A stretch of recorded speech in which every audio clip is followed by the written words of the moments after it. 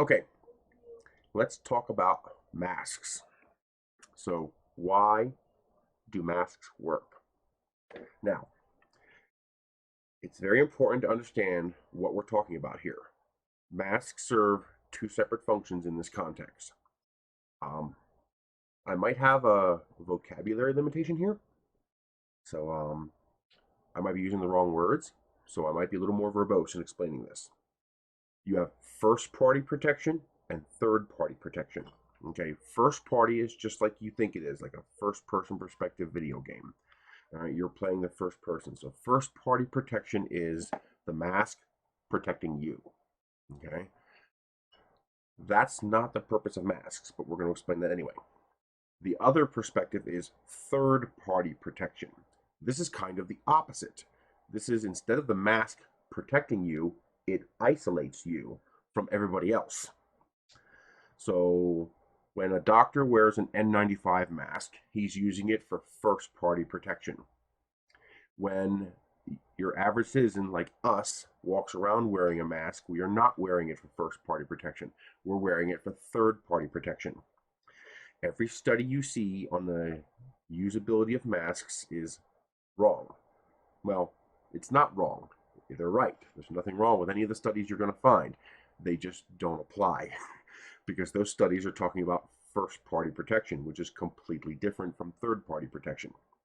Now, masks like N95 masks are virtually useless to people like me and you because a mask in first party protection mode doesn't function in a vacuum. It functions as part of a system. Okay? So the mask, your face has to be correct. No beard, no mustache. You can't have facial hair, or you don't get any protection. The other problem is it has to be fitted to you. You have to learn how to wear it. You have to learn the procedure and protocol surrounding it. You might even need more PPE besides just the mask for it to be truly effective. That's because if I were to spray you with something, okay, stopping any of that from getting into your lungs is difficult. That's why they also wear a face shield and why they also wear gloves and why they also wear the N95 worn properly. Because, you got to stop it from getting into your eyes. You got to stop it from getting into your mouth. So why do doctors need first party protection and we don't? Well, because think of it this way. You and I are exposed to the virus like this. Okay? Doctors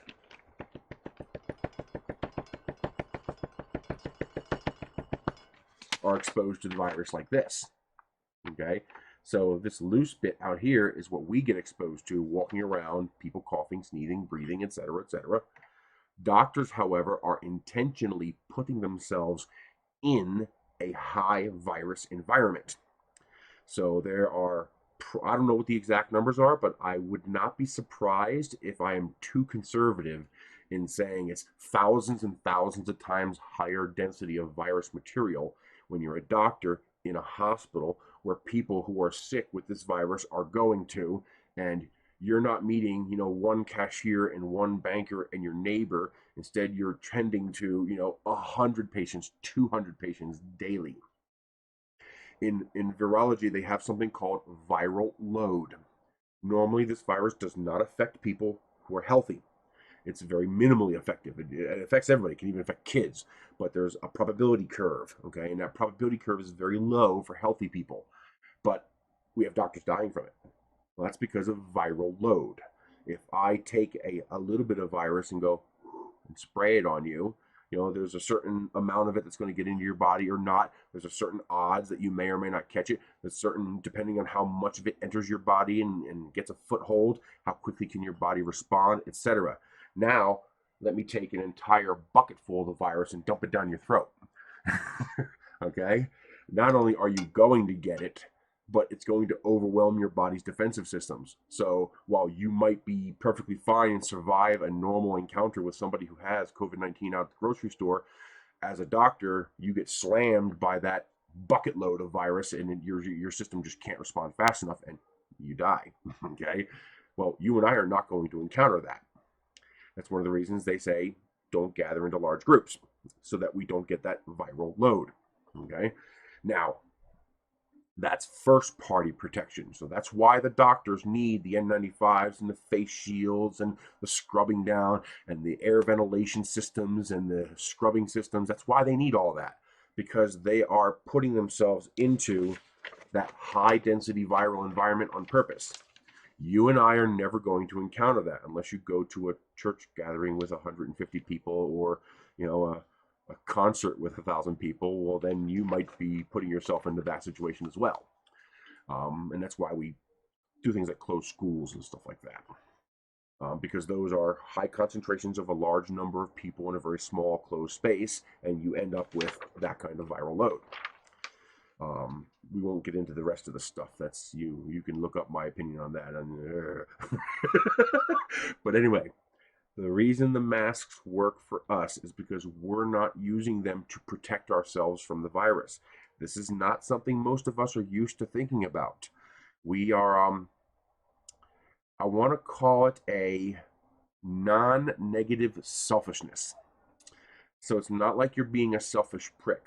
That's not the way it is, because a lot of times, a lot of people see the word selfish as being a very negative word. I'm using it in a non-negative way here. We tend to think of ourselves. We don't tend to think about what, our indirect actions do to other people. We're not used to thinking like that. It's just not this country is very spread out. The reason we have concentrations like New York and Seattle and stuff like that is because those are concentrations of a lot of people in a tiny space. But the vast majority of the United States is actually very spread out. I have an acre and a quarter here. Not only is that normal here, but it's legally required. It's in the city charter. No land can be divided by less than 1 acre, because they don't want the clusterfuck of a city rural environment, suburban environment. People out here want a little more space. I have neighbors across the street, there and there and there. They're all a couple 100 feet away. I could say hi, but he's not right up my ass, and I'm not right up his ass. So we're not used to thinking community in quite the same way. So when we think of a mask, we think of first party protection. The mask protects me from the virus, and that's not what it's for. The mask is to protect everybody else from you. You are the threat. I am the threat. He is the threat. We are all the threat. Now, you have to understand what the virus is. So I'm going to use some medical terms here that I'm hoping I get them right. First, viruses have something called an R0 rating. The R0 of a virus is its communicability, how easy it is for this virus to spread to and infect other people. So the R0 for the flu, for example, is 1.3. The current estimate for the R0 for COVID-19 is 6.5. Okay, so it's much, much, much, much, much easier for this virus to spread from person to person. Okay, so you put a group of 10 people together and one of them has the flu, there's a 30% chance that one person in that group of 10 is going to get the flu from the one infected person. If I understand it right, R0 of 6.5 means that person is going to infect 6 or 7 of the people in that 10-person group.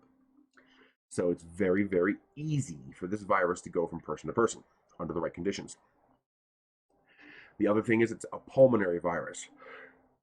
Pulmonary, it's lungs. Okay, the virus primarily resides in your lungs, and when you breathe out, the virus is carried on your breath with you. Remember, the virus can't move on its own. It's immobile. Well, in the air, in the environment, it's immobile. It can't, fly around in the air and go, I want to get that person. That's not how it works. The virus just floats there on your droplets in the air, whatever, and then you walk into that cloud of virus and you breathe it in. Okay, it's a passive process.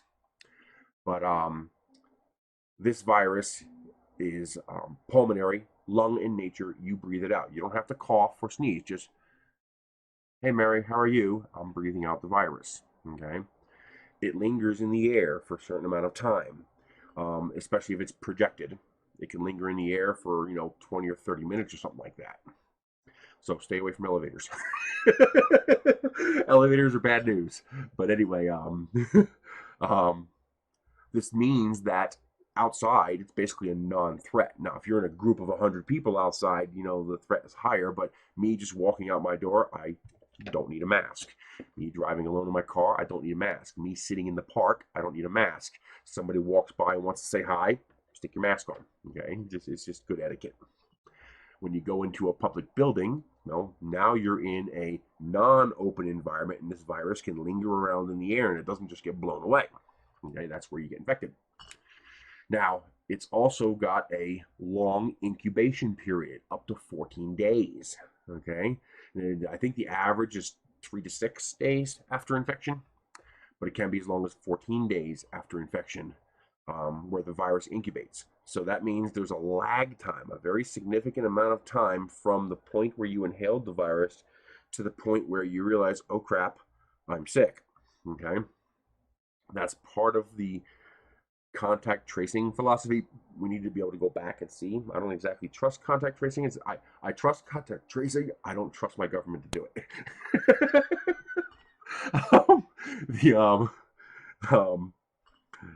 But that's a side issue. But the point is that's the reason, because of that time lag. So before you say, well, hey, that state opened up and their cases went up, irrelevant, because whatever reason their cases went up, that reason happened 14 days ago, not 5 days ago they opened up. Okay. I believe one of the doctors on YouTube said that the mean time that we use to track this is 20 days. So 20 days after a person's infected, the data begins to change, because not only is there an incubation period and a lag time, but then there's a lag time before the person gets tested and a lag time before the test results come back. So our test results are on a 20-day lag time. Think of it as light lag. When you look at the sun, you're not seeing the sun. You're seeing a picture of the sun from 8 minutes ago. So if the sun went poof and disappeared right now, you would still see sunlight for 8 more minutes. You wouldn't know the sun disappeared for 8 minutes, because it would take 8 minutes for that change in the light image that we see to occur. Well, the same thing happens with the virus. It's approximately 20 days. So 14 to 20 days after an event occurs, you can then begin to possibly see data attached to that event. You're not going to see it before then. Now, the virus also has a very serious other problem. It has a high rate of asymptomatics. What that means is when a person is asymptomatic, kind of like asexual or amoral, you are anti that. You are the opposite of that. So symptomatic is, I'm coughing and I'm sick and I'm sweating. I'm symptomatic. I'm displaying symptoms. Asymptomatic is when you're sick, you're infected, you're contagious, but you're not displaying as sick. No obvious things are wrong with you. You're not sweating, you're not coughing, you're not bleeding, you don't feel sick. Nobody thinks you feel sick. If you ask the doctor and the doctor says, okay, what's wrong? And you describe anything that's going on with your life, and he looked at you, he would say you're not sick. But if you were to get a test, it would show positive. That's asymptomatic. So you have a high R0, meaning very contagious, long incubation period, airborne pulmonary virus that has a high degree of asymptomatics. The average right now is looking like 50 to 75%, and it's as high as 96%. If you do a search for Italy and 50 to 75%, you'll see the report out of Italy where when they mass tested everybody in the country, they came back with 50 to 75% of the people that tested positive had no symptoms. Okay, that's why mass testing is important, because you don't know who has it. It's not like, oh, he's sick, he's got it. Well, no, those other 4 people there, they also have it. They just don't know it. And you don't know it either unless you test them. That's why these work. Over on the East Coast, they just tested a prison population. There's like 3 or 4 prisons. 3,300 prisoners tested positive. Now get this, 96% of them had no symptoms. So 96% of the 3,300 inmates they tested that came up positive were asymptomatic at the time of testing. They may have developed symptoms later, but the point is 96% of the people came back with a positive test, but no symptoms. Clinically, they did not have COVID-19 until you tested them, and then you realize, oh shit, they do. Okay, so between 50 and 96% of the people who are infected are not going to show symptoms. That's why this works, because tens of thousands, if not hundreds of thousands of us are infected with COVID-19 right now, and we are going to heal from it without any problems, but we're spreading it to everybody around us, and we don't know it because we don't feel sick and we don't look sick. Okay, so why does a mask work as third-party protection? This is actually something you can test right now. Get a mirror, go into your bathroom, spit on your mirror. I got a whole bunch of spit on my mirror. Okay, now put a mask on and spit on the mirror again.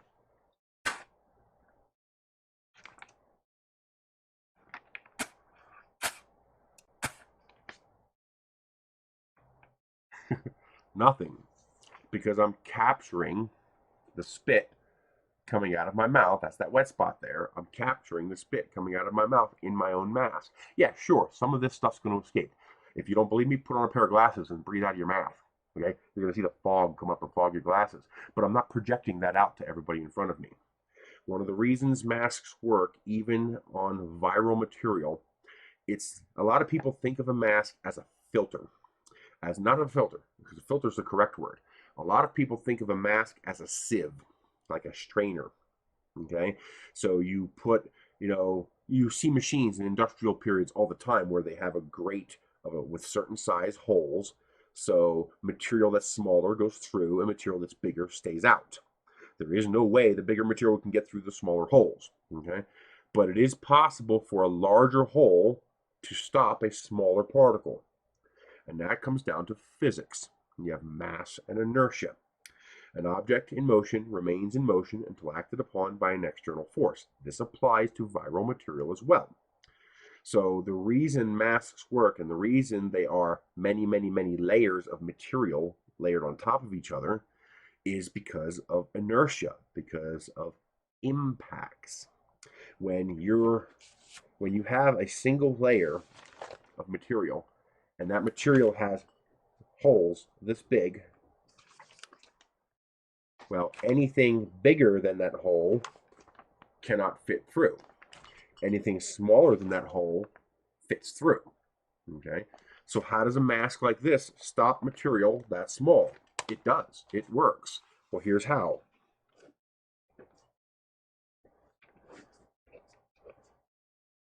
This is exaggerated, of course, but you can see the holes, even though they're bigger than the viral material, don't line up because it's a non-uniform material. It's a filter, not a sieve. So what happens is, in order for that small particle to get through the mask, it has to go around curves like this. Well, each time it tries to go around a curve, mass and inertia come into play. I'm driving through that hole. Oh shit, there's a wall. I can't turn hard enough. Smack, I smash into the wall. Okay, that's what happens to the viral material as it passes through the mask. Each time that viral material has to change direction to follow a path, there's a probability that it won't be able to make the turn and it will crash into the filter material and get stuck. The more layers you have, not layers like in layers like this, but layers as in the number of fibers in this material. Each time it passes one of those fibers, there's a probability that its mass and inertia will carry it into the fiber instead of around the fiber. If you look at one of my rocket pictures, actually, let me show you this. So here's a picture. Actually, I think my sister took this picture. We both got it, but she got a wide angle shot of this picture here. So this is a rocket. It's got 3 engines, and one of the engines didn't light. This is actually the picture on my bank card, by the way. It's just such a great picture. So what you're seeing here is the smoke is the smoke coming from the rocket engine. That separate spiral is actually coming out of the same engines. That's the bits of the titanium sponge that give the sparky motor its sparky. Now, the bits of titanium sponge have a different mass than the air, the black smoke. So as centripetal force comes into play, object in motion remains in motion, etc., etc. You can see that the smoke trail, think of that as the air you breathe out, and the titanium sponge particles, think of that as your water droplets, and your virus material that you're breathing out are the sparking material. You can see they're taking a different path because they have different mass. Well, this is how it works when you breathe through a filter material. The particles you breathe out have mass, and the air, the black smoke, has to work its way around all the fibers in the fabric you're using. And the heavier water droplet particles, the moisture particles you're breathing out that are carrying the virus, can't make the same tight turns. And so they have more collisions with the fibers of the fabric as you breathe out. That's literally how a mask works. Even an N95 mask can't stop everything. That's why it's called N95. It's 95% effective. But that's only if it's worn properly, used properly, etc. That's for first party protection. I moved the camera. For third party protection, most of those issues and criteria do not come into effect. They don't matter. So, for example, for first party protection, if this mask gets damp, if it gets moist, if it gets wet, it is significantly less effective at first party protection, but it's still equally effective as third party protection because it's a different process involved. So a dirty mask, a wet mask, improperly worn mask, not covering the nose, it's still doing something. It's still effective. You're not going to have first party protection because you'll just breathe the virus right in through your nose, but you're still going to stop a lot of that material in the mask when you breathe out. And that's the purpose of the third party mask. To see a real world example of this, go on Google and type in Austria 90. You're going to see a report came out of one of the medical journals, came out of whatever Austria. They mandated masks for all of their citizens. 14 days later, 90% drop in new COVID-19 cases. They didn't cure it. They didn't get rid of it. They stopped it from spreading. Because now, instead of going into Walmart where there's 700 other people breathing out viral material and filling the air with viral material for you to breathe in and get infected with, everybody was breathing out through masks, which means they weren't breathing out anywhere near as much viral material into the environment, which means less viral material for you to breathe in. Cases dropped by 90%. This is not politics. This is not Democratic. This is not Republican. This is science, okay? This is science. This is physics. That's how this stuff works. Wearing masks works. Forget about the politics. Forget about anything else. Just follow the science, all right? The science says masks work as third-party protection, not first-party protection. If you need first-party protection, well, then you're going to need an N95, and you're going to need to learn how to use it in a proper procedure and protocol that goes around using it. Okay? Because it's a lot more difficult to stop you from breathing in virus material in a high virus environment than it is to simply stop people from breathing the virus all over the damn place. How do you beat COVID-19? You stop spreading it. All right? Especially now that we're finding out that it does not have a propensity to spread on surfaces. Unlike the flu, you're far less likely to catch COVID-19 by touching something. You're most likely to get it by breathing it in. And if you can stop everybody else from breathing it out and spreading it around, then you stop the virus. All right, that's how the masks work. The N95 works the same way. It just has many, many, many more layers. So that each time that virus has to go past one of those fibers, and the odds of it colliding with one of those fibers, the result is only 5% of them make it through on the other side. But again, if I another example, this is my favorite example besides the spitting on the mirror. I call it the piss analogy. Okay, so we're gonna think of your pants and underwear as the mask. Okay, so you're gonna go up to your friend and you're gonna piss all over your friend. Okay, your friend's gonna be a little pissed, isn't he? I just realized that was funny. Your friend's going to be a little pissed at you because you pissed all over him. Okay. Now, to show how ineffective first party protection masks are to you and me, tell your friend to put on pants, mask. Now piss on your friend again. Okay, he's still going to get soaked with piss. Maybe not all of it will get through to him because his pants are going to soak it up and he can take the pants off and get rid of them, but he's still going to be pissed all over. Now, third party protection. You put on a pair of pants, a mask. Now try to piss on your friend again. Well, now you just get a wet leg and your friend is fine. You see what I mean? That's how it works. When you try to wear a mask to protect yourself, that's like you wearing a mask, your friend not wearing a mask, and your friend pissing all over you. Doesn't work very well, does it?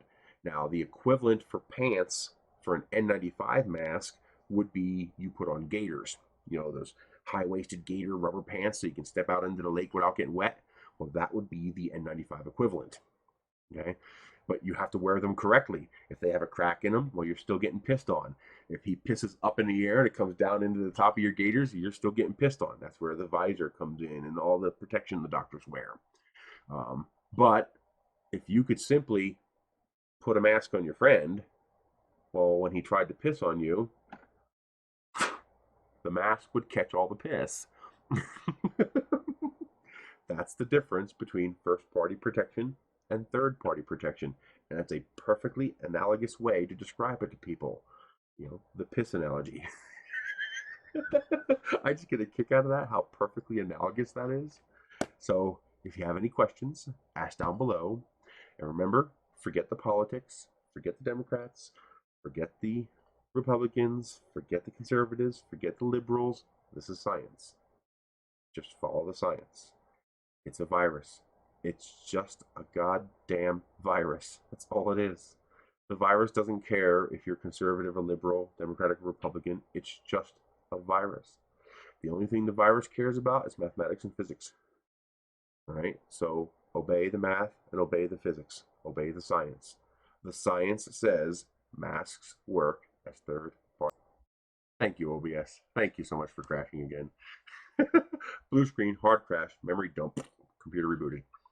So look at the data from those countries. Without a host, the virus dies. Okay. Now, it's not as simple as just wearing masks. We still need to do quarantine, but not quarantine like everybody stay home and lock down the country. What quarantine means is if a person tests positive, you quarantine that person so they can't spread it to anybody else. Okay, that's what a quarantine is supposed to be. We need to do that to some extent. You know, if there's a hotspot, we're going to have to enable mass testing in that area. We're going to have to find the infected people because remember, 75% of them are asymptomatic. Okay, so the only way you're going to find them is by testing them. You know, it's no need to go hysterics. I mean, 250 to 500,000 people die per year from the flu, and we have vaccines for that. So that means the flu is deadlier than COVID-19. Because we have 500,000 deaths a year from flu with vaccines. We have 300,000 deaths in half a year from COVID-19 without vaccines.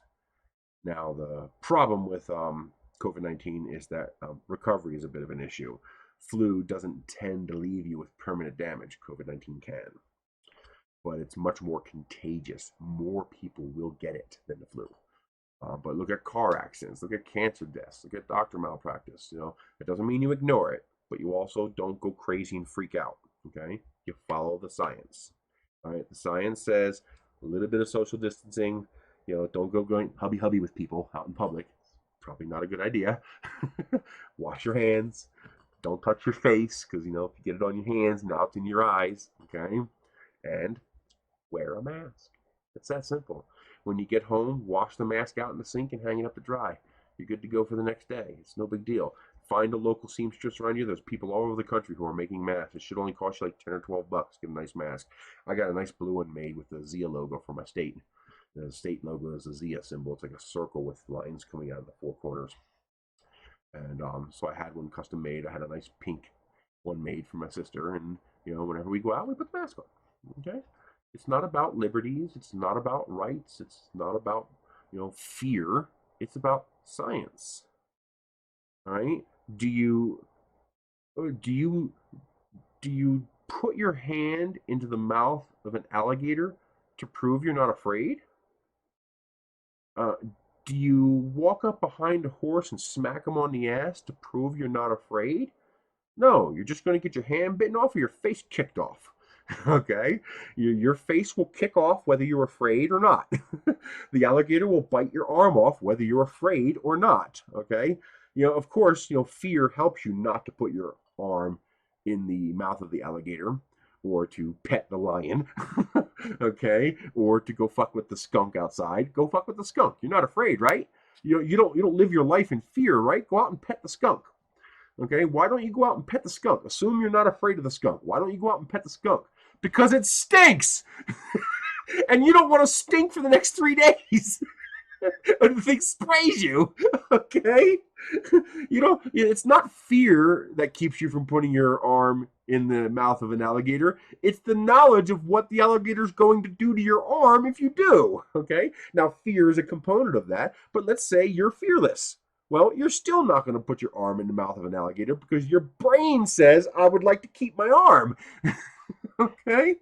Go grab that 220-volt electrical line outside of your house. Go ahead, go outside. Stick your tongue in an outlet. You're not afraid, right? You don't want to live in fear. I mean, I'm a sovereign person. I'm not going to live in fear, so stick your tongue in an outlet. Why don't you? Because you're not stupid. Because you know it's going to hurt. You know it's a dumb thing to do. All right, so recognizing that you have a high R0, long incubation, high asymptomatic, highly contagious virus that is deadly, and a mask can stop it, is not living your life in fear. It's recognizing there's this thing, this is how we stop this thing. That's not living in fear. That's living free. Okay? That's using your brain and processing the information around you and realizing I can control my fate. I can adjust this. I don't have to just sit here and hope I don't get this virus. I can take steps to protect me and, more importantly, my fellow community members, my fellow neighbors around me, and I can protect them using logic, reason, and science. Okay? Follow the science. Ignore the politics, ignore the hype, ignore the mainstream media. Follow the science. Wear a mask. That's it. You guys have a good day. And remember, politicians taste good.